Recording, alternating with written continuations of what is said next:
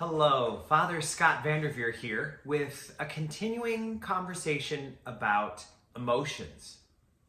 Recently, we were looking at the emotion of anger and talked about how it alerts us to the fact that there's injustice nearby. When we're angry, it's the signal that we're in the presence of injustice. So today, I'd like to chat with you about sadness. Sadness is the emotion that signals to us that we have been injured. And it's appropriate to be sad at times in life. There are losses that we experience. There are griefs that have to be endured. There are situations in life that seem so unfair and so hurtful. And so whenever we're injured in our body, in our mind, or in our spirit, it's an appropriate response to feel sadness, to feel sorrow. One thing that can happen to us is sadness can build upon itself. One sorrow can give way to another, and we can start to get into a habit or a disposition of noticing only what is wrong, only what is incomplete, only what is painful in life, and do that to the exclusion of the other things, many of which are wonderful and are gifts. There is a form of depression that is not uncommon, that is completely chemical. We often refer to it as clinical depression, when the chemical system of our brain stops working appropriately and we wind up getting into a pattern of thinking that we can't get out of. Only a doctor can diagnose the kind of depression that we're having. And so it's very important, if we're experiencing depression, to seek medical attention and not to ignore it. Depression is something that affects a lot of people, and almost everyone will go through some kind of a depressive episode at some time in their life. But there's a significant minority of the population that has enduring chronic depression. So what I would like to speak about today is not about the chemical form of depression, because I'm not a doctor and I don't have that kind of expertise. But as a priest and as a human being, I know a little bit about the kind of depression that comes about from allowing one sad thought to build on another, and about an orientation to sorrow that can take us offline and hurt our ability to really engage fully in life. They say that most of us spend our time thinking about the future or thinking about the past. For those of us who are in the future, we're always wondering, what should I do now to make tomorrow better? How can I limit the kind of risks that I'm going to face in the future? How can I build up a kind of security blanket that'll help me to be ready for whatever comes, like the squirrel that has to store enough nuts to get through a cold winter? If we are future-oriented, we're very likely to experience anxiety in our lives, because there is an anxiousness that is natural when we are wondering about the future.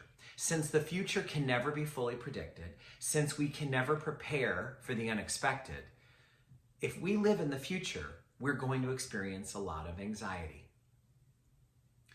Others of us are not so much future-oriented as much as we are past-oriented.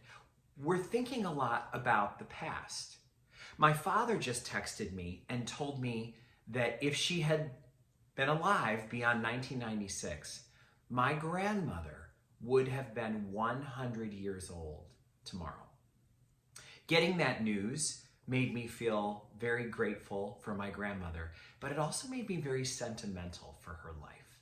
She's been gone now for 25 years, but she was such a bright light in our family and we loved her so much. And if I start thinking about all of the memories that I have with her, those memories could start to turn into recognizing how many years it's been without her, how many things I miss about her, how many moments in the past 25 years she's missed. And I can start to get melancholy. Because when we stay oriented to the past, we think often about people and situations and circumstances that are not part of today. And longing for those, missing those, becoming sentimental about those is natural, but it causes suffering. It is important to have a connection to our memories, and it's important to plan for the future. But if we stay too oriented to the future, we're likely to experience anxiety. And if we stay too oriented to the past, we're likely to find ourselves dealing with melancholy and sorrow. Sorrow is meant to be the signal that we have been injured. And sometimes focusing on the past has us hyper-focused on things that have already come and gone, injuries that we've already had. Sometimes if we think about a painful experience we've had, we can re-experience the pain all over again. And that's not always helpful. You know, a lot of times if you have a wound on your physical body, it hurts for a long time, but the body immediately goes to start healing the wound. And in time, what was an open, painful, maybe bleeding wound becomes a scar. Most of us have scars all over our body. But if we stay focused on the past and think about that injury again and again, something that is a scar, maybe a part of us that's calloused and very strong in the spot where the injury happened, can start to appear to be freshly injured. We can start to live as if the pain of the past is the pain of right now. And that's not helpful for our mental balance. We should not be treating scars as open wounds. We shouldn't act as though a callus is currently bleeding. That's what scars are for. They're to show us that we can have a memory of a wound without feeling the pain of that wound. Now, to be fair, emotional scars are much more difficult to heal than physical ones. And if we've had a significant loss or a significant heartbreak, we're likely to be able to go back to that place and feel it. Maybe you've had a bad breakup, or you lost a friendship that you really miss and cherish, and you wince when you think about it. Embarrassment works that way too. Can you ever remember a painful, embarrassing moment from the past, and just the thought of it, even though it happened in 1991, it makes you wince to think about it? Well, that is because those past hurts are often very alive in us if we turn our attention to them. And that is the key to this. If we stay focused on the future, a future we can't fully know because of its nature, we're going to experience anxiety.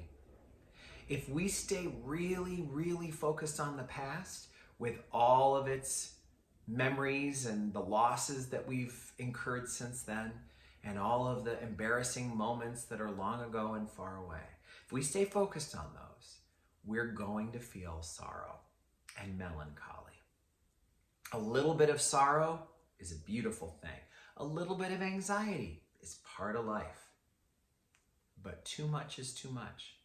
So spiritually, we are being encouraged to not live in the future with all of its unknowns, nor in the past with all of its unfixable sorrows and things that we can't do over again, even though we wish we could.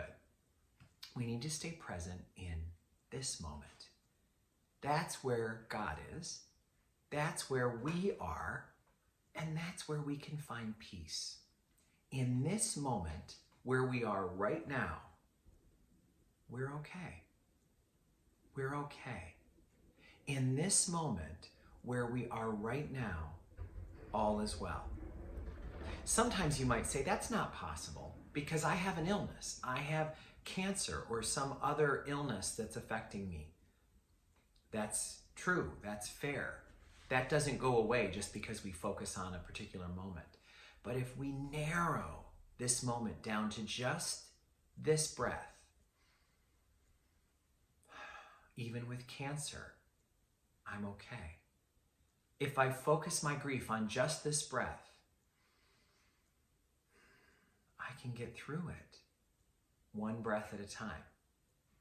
If I stay focused on just this moment, here I am, surviving, making my way. So let us not get too focused on the future with all of its unknowns, or the past with all of the things that can't be changed. Let us stay focused on this moment. And when sorrow comes, allow it to come and pass.